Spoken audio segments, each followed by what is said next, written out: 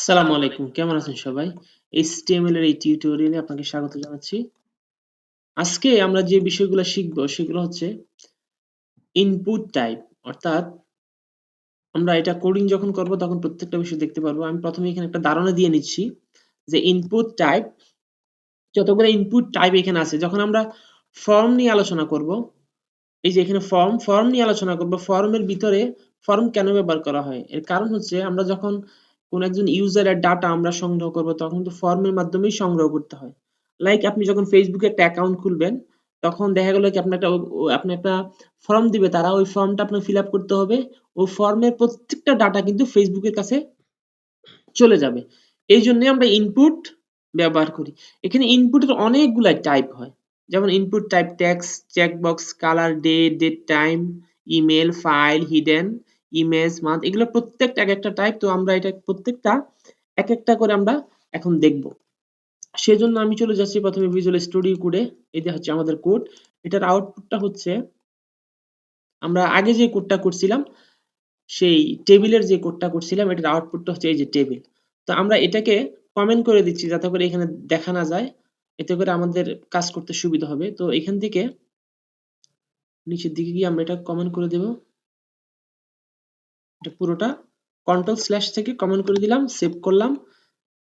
এখন এটা আমাদের এখানে নাই। তো আমরা আজকে কি দেখবো? প্রথমেই দেখবো হচ্ছে ইনপুট টাইপ। ইনপুট টাইপ যে কত প্রকার সেগুলো আমরা দেখবো। সেই জন্য আমরা প্রথমে এখানে লিখলাম h1 দিয়ে লিখলাম আমরা প্রথমে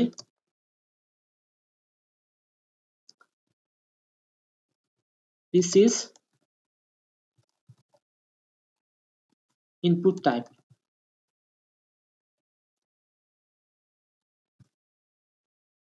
যাতে করে বুঝতে পারি যে আসলে এখানে কি হচ্ছে।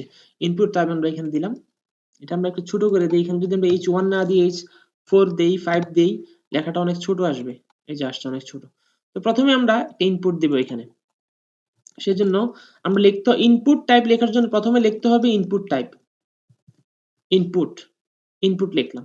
তো ইনপুট লিখলে একটা ইনপুট এখানে চলে আসবে। এই যে একটা ইনপুট চলে আসছে, দেখছেন? তো এটা বিভিন্ন টাইপ হইতে পারে। আমরা এক একটা টাইপ এখানে আমরা দেখব, প্রত্যেকটা টাইপ আমরা এখানে চেক করব, করে করে আমরা এখানে দেখব। তো প্রথমে এই টাইপ দিলাম টেক্সট। ইনপুট টাইপ আমরা এর আগে একটা কাজ করতে পারি, এখানে একটা লেবেল দিতে পারি। লেবেল ট্যাগ, এই লেবেল ট্যাগের কাজ কি? ধরুন আমি এখানে দিলাম নেম, ফর নেম, অর্থাৎ আমি লেবেল ট্যাগের কাজ হচ্ছে এটা একটা লেবেল করা, যে যেমন একটা প্রোডাক্ট যখন একটা বানানো হয় কার্টুনের মধ্যে একটা লেবেলে লেখা থাকে এই প্রোডাক্টটা এইটা, ঠিক তেমনি ভাবে আমরা যে ইনপুট টাইপটা এখানে দিলাম, এই ইনপুট টাইপের ধরনটা কি, ইনপুট টাইপটা কি কাজে ব্যবহার করব, এই জন্যই মূলত আমরা লেবেল ট্যাগ ব্যবহার করি। লেবেল ট্যাগের মধ্যে ফর অর্থাৎ কি জন্য, এখান থেকে আমরা একটা নেম কালেক্ট করব, সংগ্রহ করব, এই জন্য আমরা বলে দিচ্ছি এখানে নেম, এবং এইখানে আমরা বলে দিব নেম। এই যে আসছে, এটা হচ্ছে লেবেল ট্যাগ। এই ট্যাগটা হচ্ছে লেবেল ট্যাগ, আর এটা হচ্ছে ইনপুট। তো ইনপুট এখানে কি, এটা আমরা দিছি কি টাইপ, টাইপ দিছি নেম। ইনপুট টাইপ দিছি টেক্সট। টেক্সট দেওয়ার কারণে এই ইনপুট টাইপে এখানে টেক্সট আছে, এখানে যে কোনো কিছু আপনার টেক্সট লিখতে পারবেন। যেমন আমি আমার নাম লিখলাম, লিখতে পারবেন। তো এখানে আরো অনেক কিছু ব্যবহার করা যায়, যেমন ইনপুট টাইপের মধ্যে আপনি ক্লাস ব্যবহার করতে পারবেন, নেম ব্যবহার করতে পারবেন, আইডি ব্যবহার করতে পারবেন, ভ্যালু ব্যবহার করতে পারবেন। কেন ব্যবহার করা হয় এগুলা আমরা সে ব্যাপারে এখন জানবো। ক্লাস ব্যবহার করব আমরা যখন ইনপুট টাইপটাকে স্টাইলিং করব, তখন একটা ক্লাসের নাম দিব। এটা নামটা আপনি যে কোনো কিছু দিতে পারেন। নামটা দেওয়ার উদ্দেশ্য এই নামটা দিয়ে যেন পরবর্তীতে আমরা চিনতে পারি, চিনে যে ওকে ধরে যেতে আমরা স্টাইল করতে পারি, সেই জন্য মূলত নামটা দেওয়া হয়। নেম, নেমটা কেন দেওয়া হয়? নেমটা দেওয়া হয় মূলত যখন আপনি জাভাস্ক্রিপ্ট নিয়ে কাজ করবেন, অথবা পিএইচপি নিয়ে কাজ করবেন, সার্ভার সাইড যখন নিয়ে কাজ করবেন, তখন আপনার এই নামটা লাগবে। নেম, এই নামের মাধ্যমে, যে নেমের মাধ্যমে আমরা এখানে একটা, যেমন এটা কি সংগ্রহ করবে, এটা একটা নাম সংগ্রহ করবে। কিন্তু যখন ইমেল টাইপ, এখানে যখন আমরা টাইপ দিব ইমেল, তখন আমরা নেম, এই নামের মধ্যে আমরা নেমের মধ্যে ইমেল দিব। যখন আমরা এখানে দেব চেকবক্স, তখন আমরা নেমের মধ্যে চেকবক্স দিব। এখন তো এখান থেকে মূলত এইখানে যেই নামটা আমরা দেব, এই নামের মাধ্যমে এখানকার ডাটাটা আমরা সংগ্রহ করব। এটাকে আমরা ধরে এটার সাথে আমরা কাজ করব। ভ্যালু, অর্থাৎ ভ্যালু হচ্ছে এটার ভ্যালু। তো আমরা আসলে একটা একটা করে দেখি। তো আমরা এখানে টাইপ দিলাম কি টেক্সট। তো এখন যদি আমরা নেম দিই, এখানে নেম, নেম দিলাম, নেম অর্থাৎ আমরা এখান থেকে একটা নাম সংগ্রহ করব, এই জন্য আমরা নেম দিলাম। আরেকটা দিতে পারি আমরা আইডি। আইডি কি? আইডি দিয়ে পরবর্তীতে আইডি এবং ক্লাস এই দুটা দিয়েই কিন্তু আমরা এটাকে ধরে আমরা কোনো একটা কাজ করতে পারবো। আইডিও দিলাম নেম, এবং সবচেয়ে গুরুত্বপূর্ণ একটা বিষয় হচ্ছে কি, যখন আপনি এটা কি কাজে ব্যবহার করবেন, এটা যদি নেমের জন্য ব্যবহার করে থাকেন, এখানে নেম, আইডি নেম এবং নেমের জায়গায় নেম, প্রত্যেকটা বিষয়ে যখন একই দিবেন, একটা ওয়ার্ড আপনি ব্যবহার করবেন, তখন আপনি এটা ধরতে এবং বুঝতে সুবিধা হবে। এই জন্যই মূলত এগুলা ব্যবহার করা হয়। তো আমরা এটা দিলাম,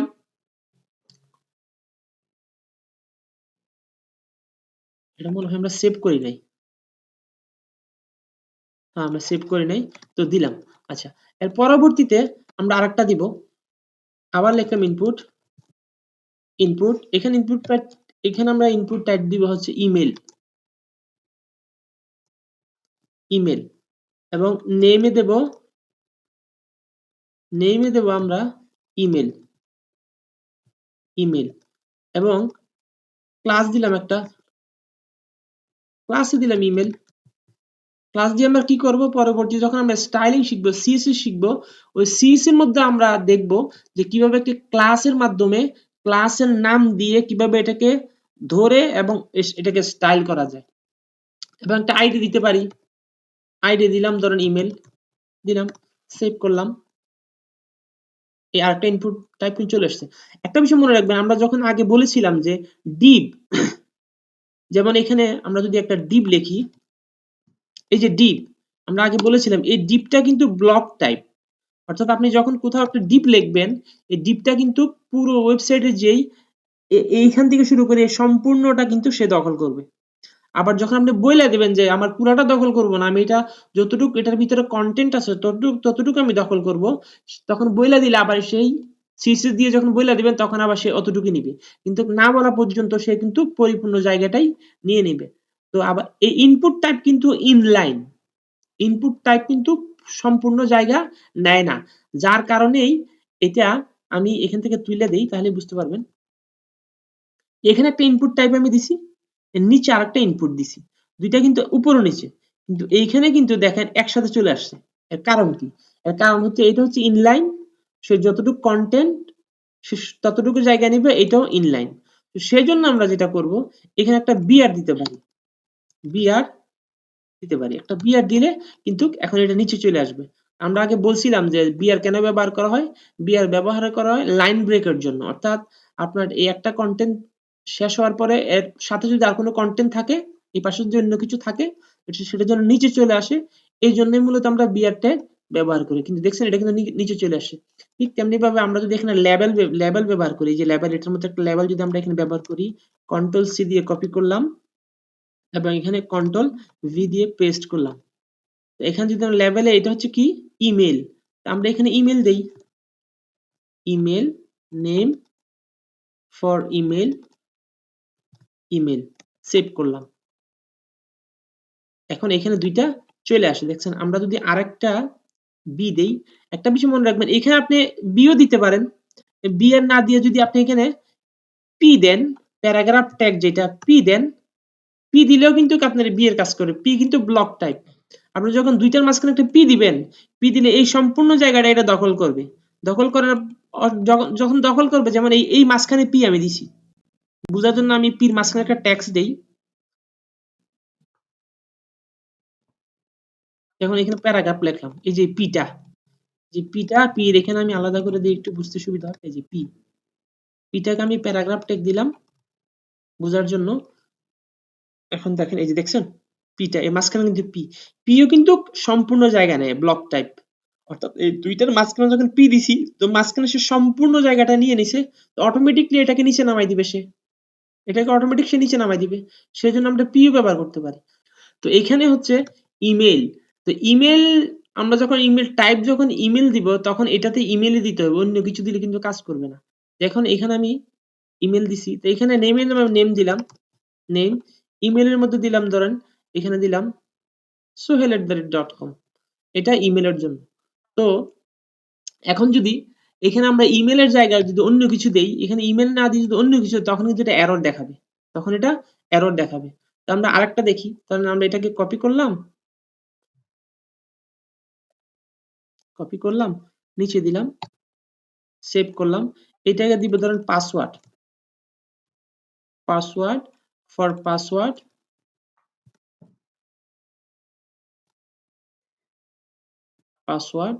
টাইপ পাসওয়ার্ড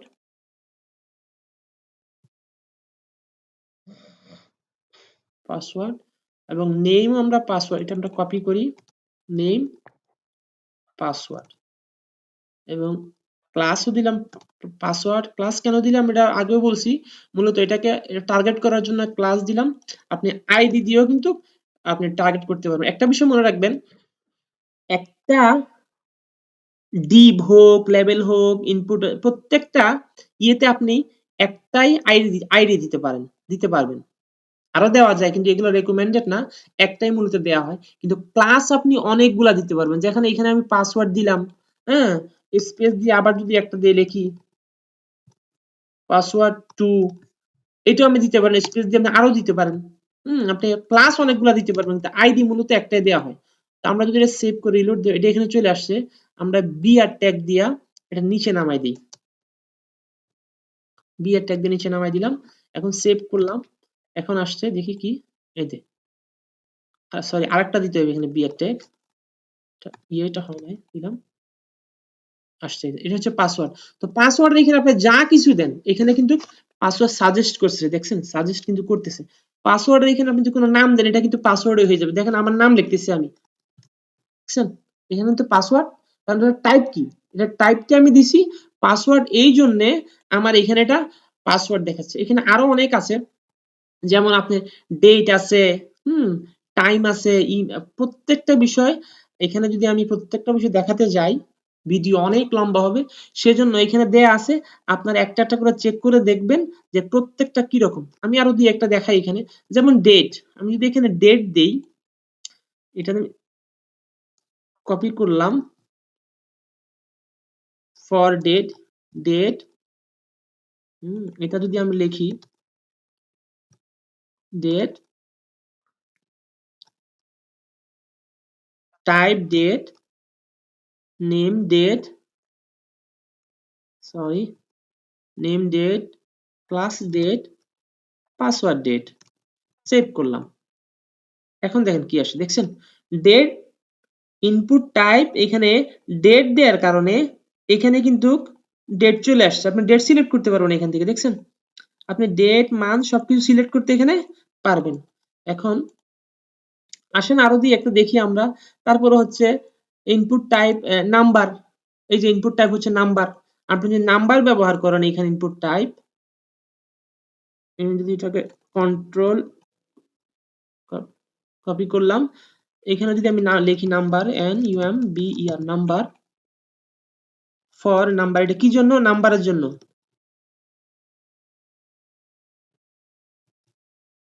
নাম্বার। তো এটাকে কপি করলাম, কপি, টাইপ কি, টাইপ হচ্ছে নাম্বার, নেম কি, নাম্বার, ক্লাসের নাম কি দিব, আমরা নাম্বারে দিব, আইডি তে কি দিব, নাম্বার দিলাম, সেভ করলাম। এখন কি আসলে, এখন হচ্ছে কি নাম্বার। এইখানে যদি আপনি কোনো যাই কিছু লেখেন, আপনি যদি নাম্বার ছাড়া অন্য কিছু লেখেন, এটা কাজ করবে না। যখন আমার নাম লেখার চেষ্টা করতেছি ABCD, কাজ করছে না। যখন আপনি নাম্বার লিখবেন এখানে কাজ করবে, দেখছেন তখন এটা কাজ করবে, কারণ এটা টাইপই হচ্ছে কি, এটা টাইপই হচ্ছে নাম্বার।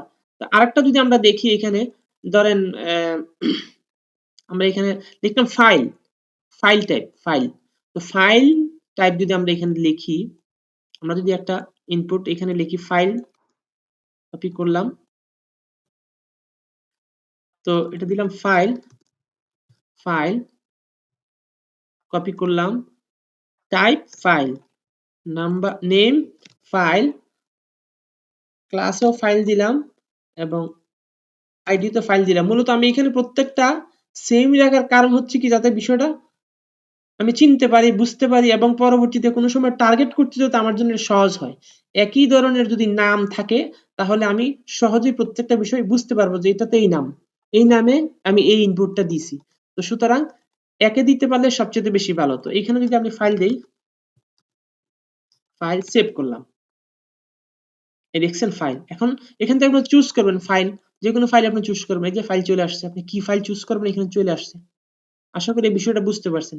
তা আরেকটা টাইপ যদি আমি এখানে দেই বাটন টাইপ, এটা দেখাই আমি এটা শেষ করে দেব। আর এখানে প্রত্যেকটা আপনারা নিজে নিজে ঘরে আপনারা যখন কোডিং করবেন একটা একটা করে দেখবেন আউটপুট, দেখলে আপনি বুঝতে পারবেন search, submit, range, radio button প্রত্যেকটা আপনি এখানে অনেক সময় থাকে না রেডিও বাটন, আমি এখানে দিলে রেডিও বাটন আপনি সিলেক্ট করার জন্য থাকে না ওইরকম আর কি, ধরুন রেডিও বাটন দেয়া থাকে তখন আপনি সিলেক্ট করতে পারেন।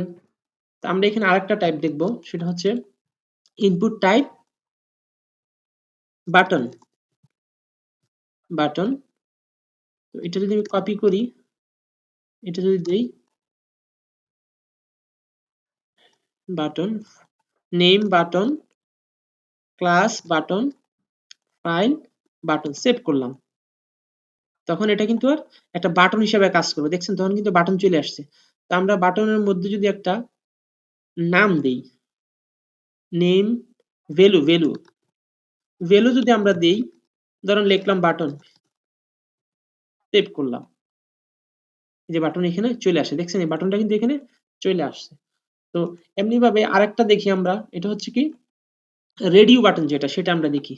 রেডিও বাটন দেখার জন্য আমরা যদি এটাকে কপি করি, কপি করে নিচে আসি, তো এখানে লিখবো টাইপ রেডিও, রেডিও যদি লিখি রেডিও, রেডিও, এই রেডিওকে কপি করলাম, ইনপুট টাইপ, টাইপ কি radio, name radio, class radio, ID radio, এখানে ভ্যালুটা আমরা না দিলাম, দিলাম, সেভ করলাম। এখন কি আসে দেখেন, দেখছেন ইনপুট টাইপ এখানে, এখানে কিন্তু রেডিও টাইপ চলে আসছে, রেডিও টাইপ এখানে চলে আসছে।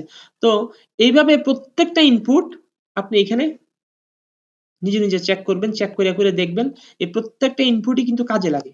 আপনি যখন অনেক বড় ফর্ম নিয়ে কাজ করবেন, সব অনেক ডাটা আপনি একজন যারা ব্যবহার করবে ক্লায়েন্টের কাছ থেকে যখন আপনি অনেকগুলো ডাটা সংগ্রহ করতে চাইবেন, তখন আপনার কিন্তু প্রত্যেকটা টাইপই কাজে লাগবে।